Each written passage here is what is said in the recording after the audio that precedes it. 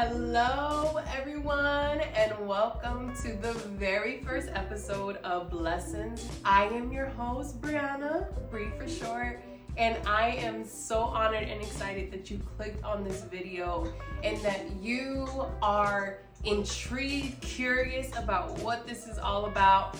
And yes, I will break down what blessings means, the purpose of this podcast, and kind of set the expectations and the foundations of what to look forward to. But before we get into all of that, let me introduce to some and reintroduce to others who I am. I'm 29 years old, turning 30. This is my year of thriving, y'all. I am claiming it. I'm so excited to be leaving my 20s and running into my 30s.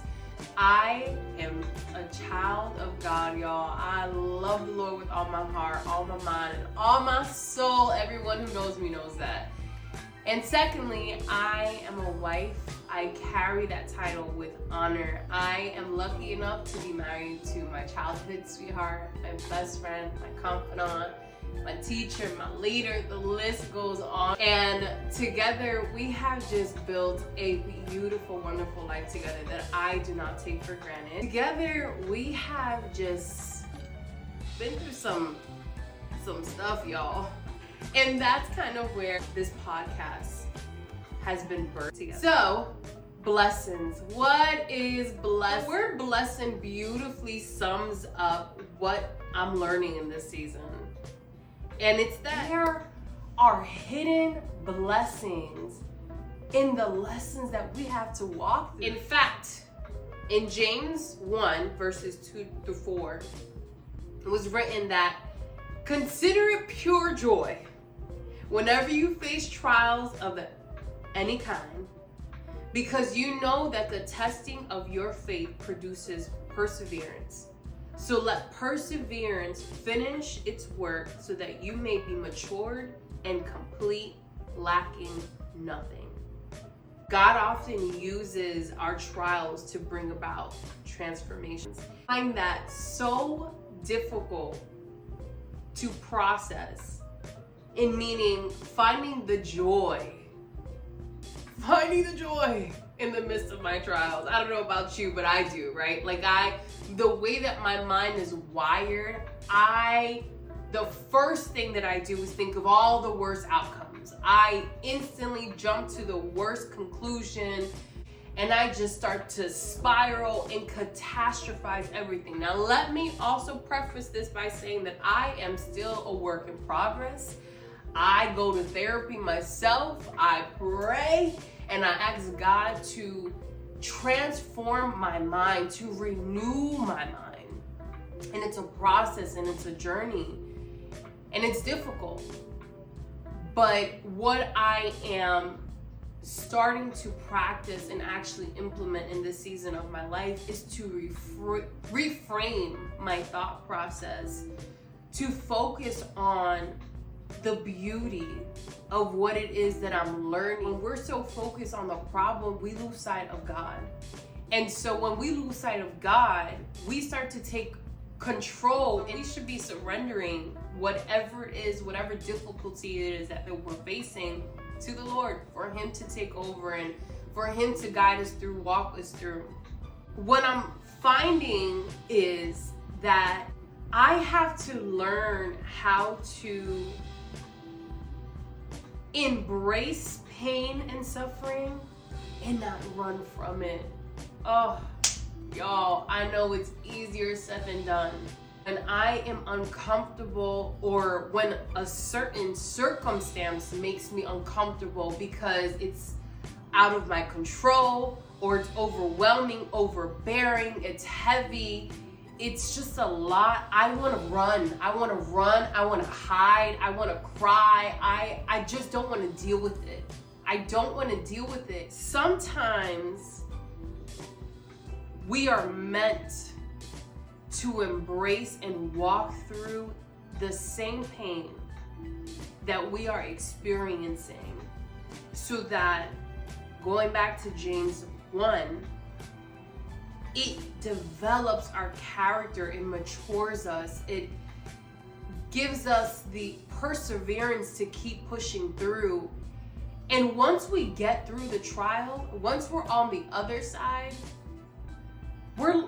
there's like a level of gratitude and humbleness that we experience, because we thought we weren't gonna make it, and it was heavy and it was a lot. And then we get to the other side of it, and it's just like, wow, God, thank you for carrying me through, because I really don't know.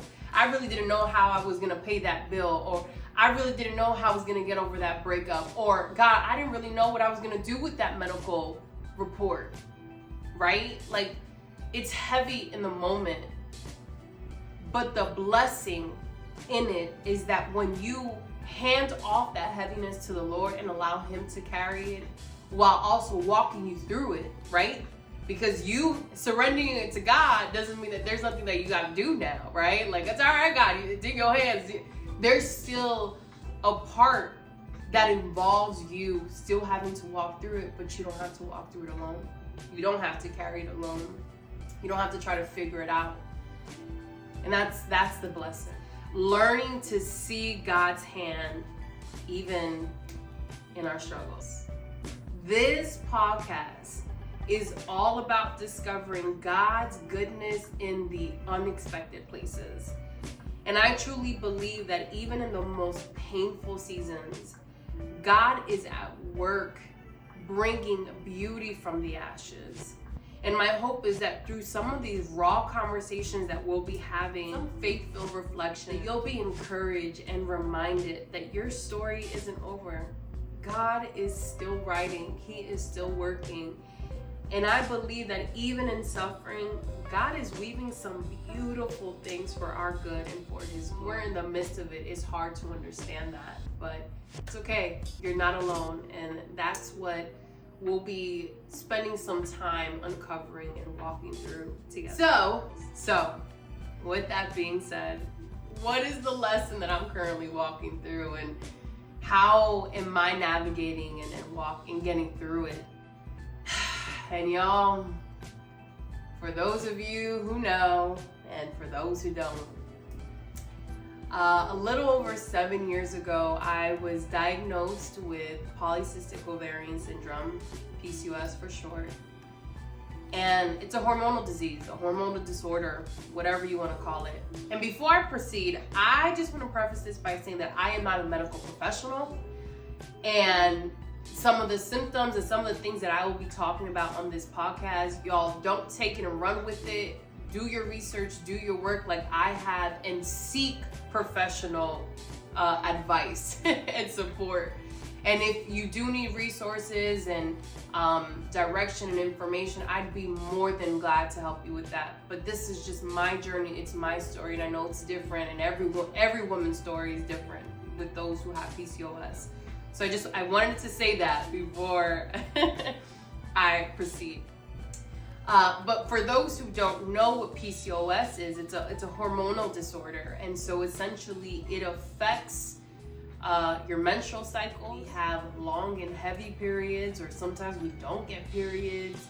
We get facial acne, body acne, facial hair for some, weight gain.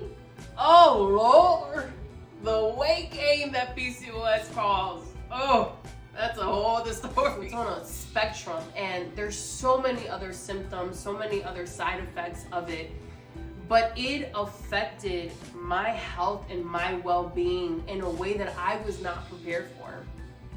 And it took a toll on me mentally, emotionally, spiritually. It was a lot, and it's still a lot. Even though I lost over 100 pounds, I still suffer from it.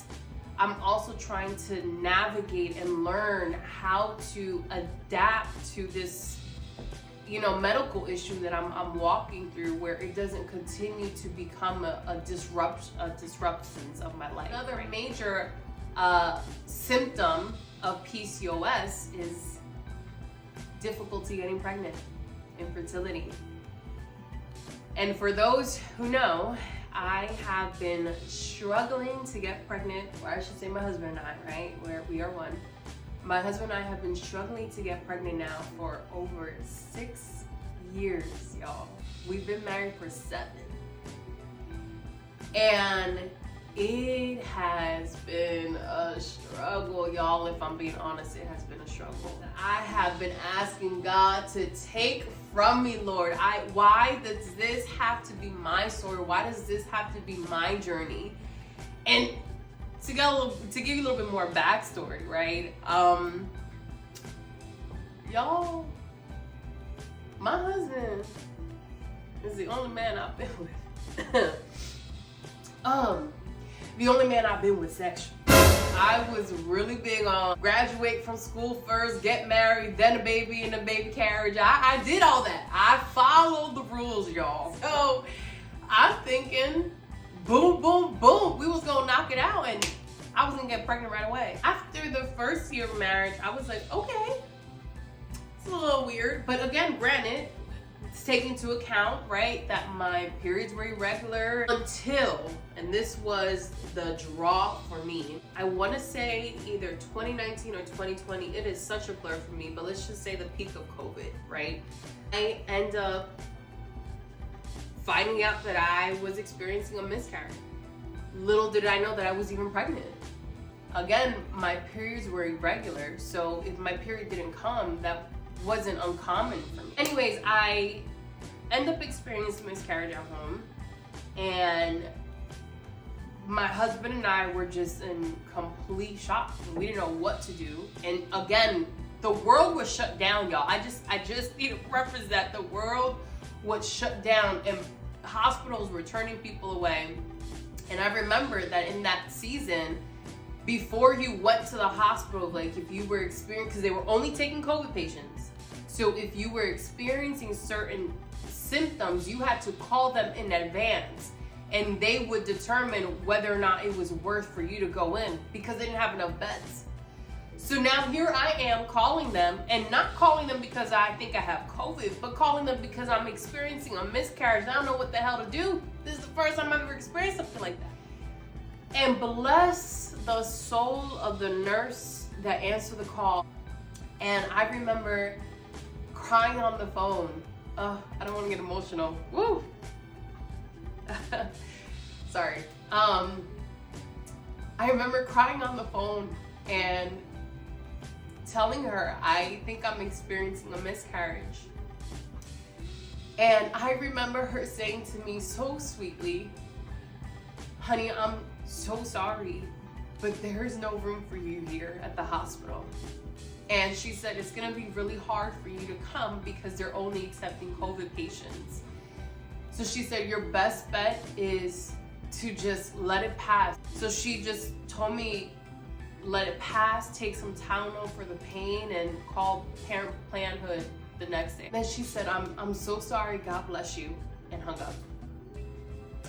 And I remember just feeling so like confused, lost, shocked, numb, all of it.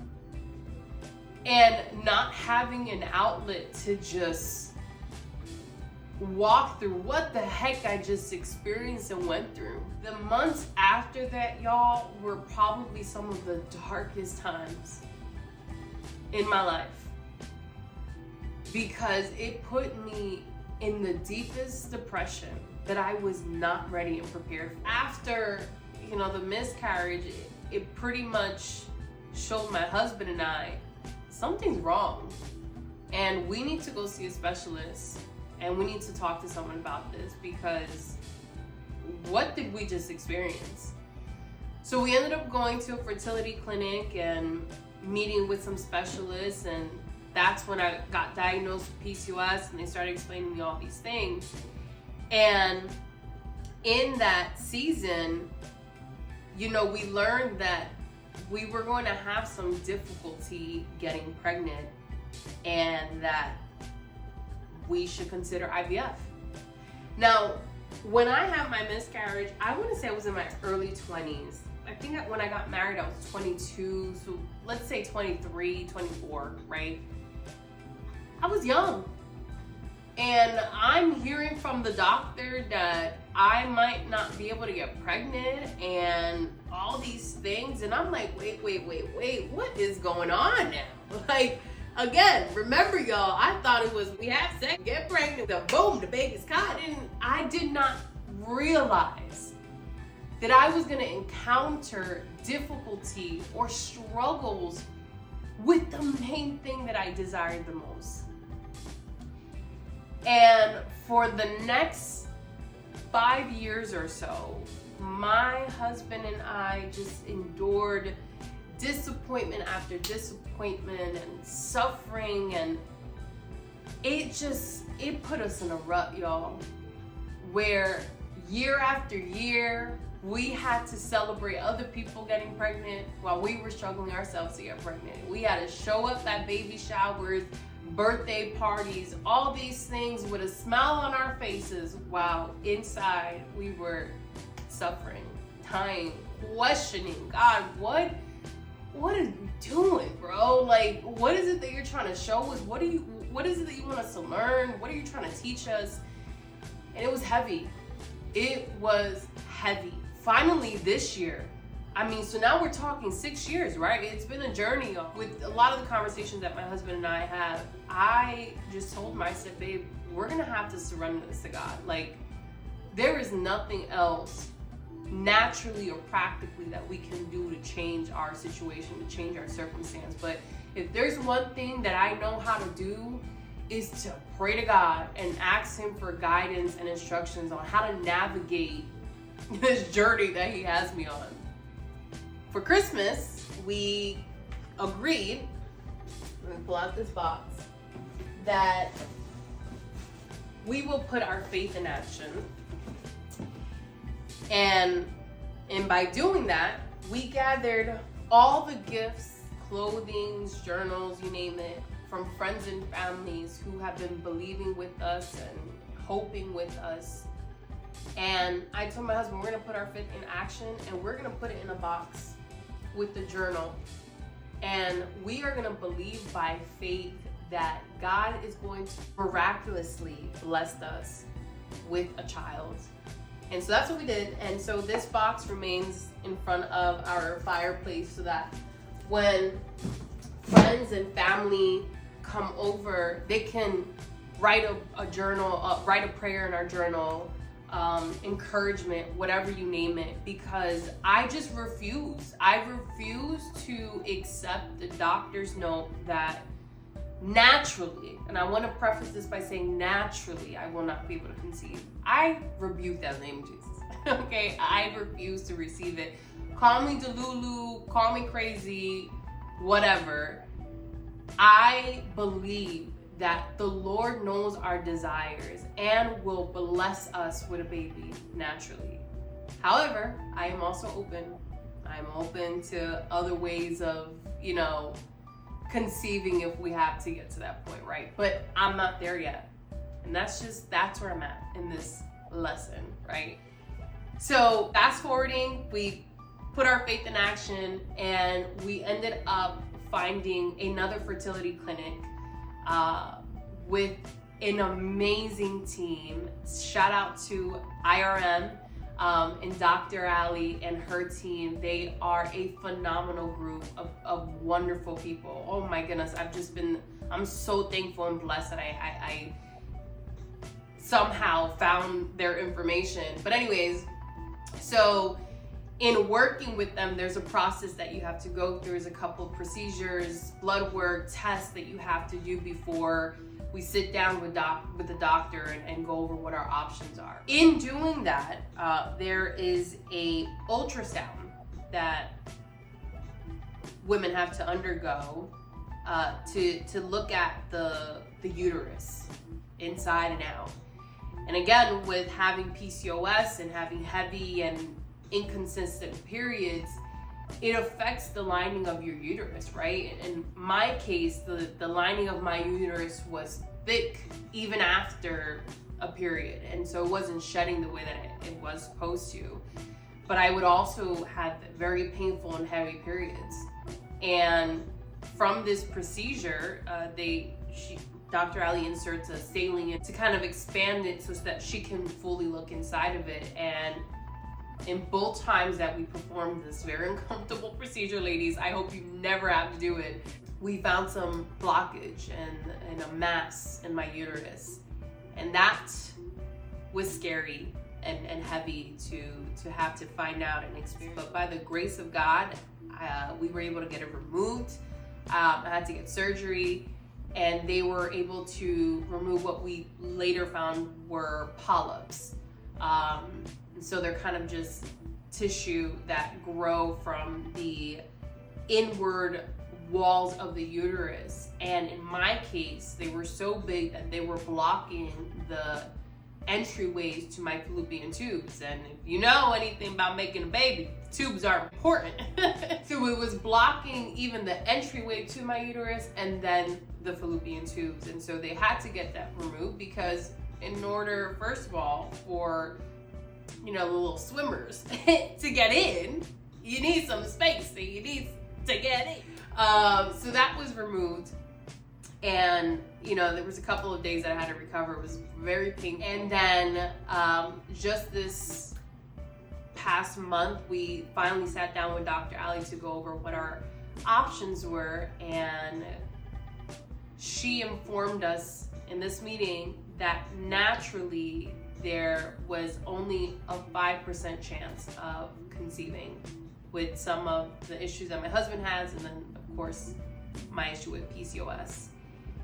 And that struck me right in my gut, because again, my desire is to conceive naturally. And I remember feeling like that 5% chance that she said to me was zero. I interpreted 5% as zero. I just instantly remember being in the doctor's office, like breaking out in tears and like saying, God, the desires of my heart, like what I want, why is it that when it comes to just this specific thing, God, that we desire and we want so much, that it's the hardest thing? Like, there's just so many stumbling blocks and so many barriers that we have to overcome. And I just remember feeling so defeated, so helpless, and then looking at my husband, who also has his own journey that he's walking through, and we're walking together and we're experiencing together, but we also have our own inner battles that we're trying to overcome. And I just felt defeated. And I'm like, God, you're gonna really have to put it plain in sight. What is it that you're trying to tell me, show me in this season?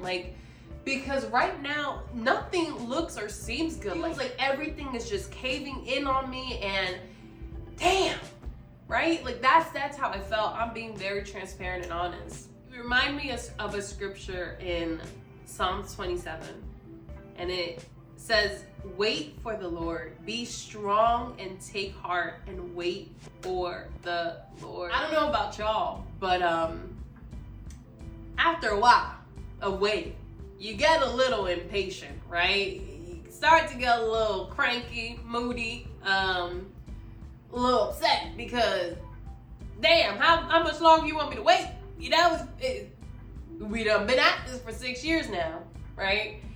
And that's just how I was feeling. That's what was going on in my mind and my heart. I just heard so plainly, just wait and trust in me. I took a moment to reflect after receiving all these news and having to go through surgery and all that stuff, and look back. And one thing that has been constant and consistent throughout all of our pain and suffering is that the Lord has been with us. Even while he's felt far and away, or are you listening? Hello? Do you hear? Right? He has been with us. And I was also able to see that God has allowed my husband and I to have time together, to grow together, to heal together, and we'll share our story and journey in another episode, and to just build a strong foundation as one in preparation for the children that the Lord is going to bless us with. The advantage is that we've done so much work in building that foundation that there will be a little bit more security. There will be a little bit more support that I feel like has truly built and developed and prepared us for the journey of parenthood and growing a family. When I feel consumed by it all, it's taking a moment to just be grateful and thankful for all the good things, right? For the things that God has pulled us through, walked us through, helped us overcome, and even for the plain blessings that we take for granted and overlook in the daily routine of our lives. Right? Those moments, those little glances of hope that just refresh my spirit and help me to see that God is working even in the unseen.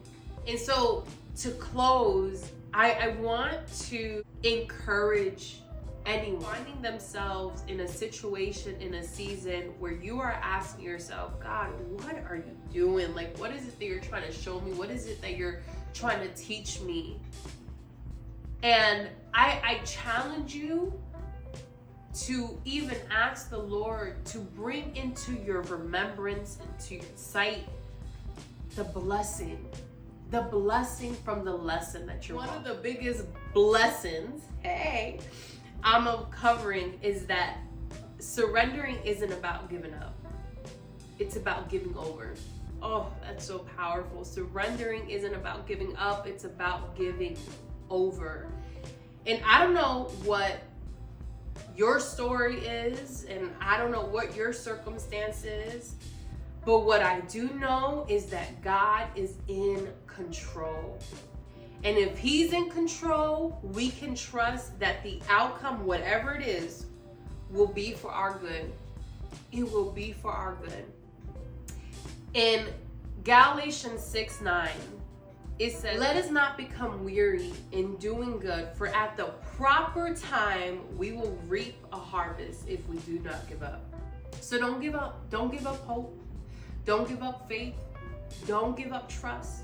Don't give up. Keep holding on. Keep pushing through. Keep praying. Keep overcoming. Because in due time, you will reap a harvest if you do not give up. I think this is a great place to conclude. I want to hear from you. I want to hear your stories. I want to hear what it is that you are struggling in. What is it that you find yourself in right now? And let us together try to find what the blessing is. What's the blessing that we should be looking for and receiving? Thank you so much for tuning in to the first episode of Blessons. I'm just so excited. I'm so honored. I'm so happy that I'm finally doing this, y'all. It has been a journey just to get here, but it was worth the while. So I hope this becomes a place of encouragement and community for you. And if this episode spoke to you, I'd love to hear your thoughts. I'd love to connect with you. Feel free to follow me on social media. I'll put it in the description for you.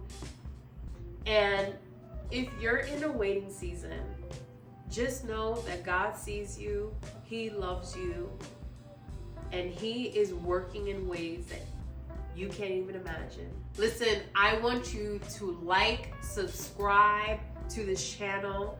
If this episode empowered you or encouraged you in any way, or if you know someone who needs to hear this, who needs to be encouraged, please share it. Please share it. I want to build a community of encouragement and just love on y'all and walk together in these difficult times. And just know that God is with you. We are not alone. Thank you so much again for joining me on my first episode of Blessons with Bri. I love you so much, and God bless. Until next time, y'all.